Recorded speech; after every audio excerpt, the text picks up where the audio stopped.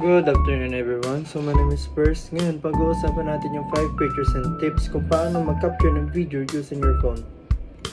Dito sa aking video na to, pag-uusapan natin yung 5 features and tips na yun.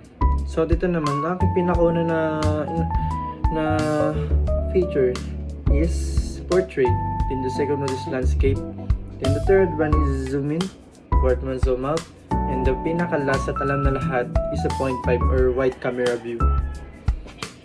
So ulitin ko, ang unang feature natin is portrait.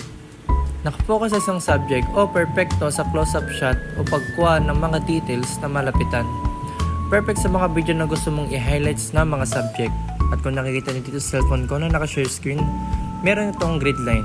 Ano nga bang grid line? Ang grid line ay isang mga guidelines na makikita nyo dito. Yan. Meron ito sa Android and iOS devices. Enjoy the video! At ito naman ang ating final na nakuha.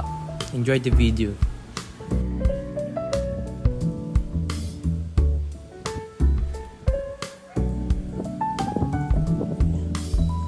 Second one is landscape. Mas malawak na view o perfecto para sa maeksenang maraming elemento o action. Nagbibigay ng cinematic feels na para sa mga video na gusto mong mukhang cinematic o mukhang professional.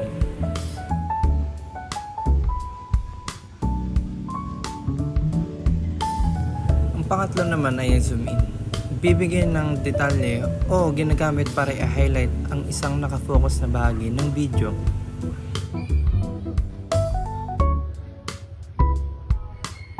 At ang pang-apat naman ay zoom out. Nagpapakita na mas malawak na view sa video.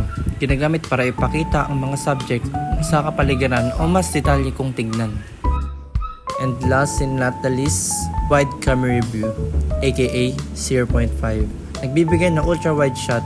Perfecto para sa mga shots na malawak na tanawin o maraming details. For more exciting videos, please do like and subscribe.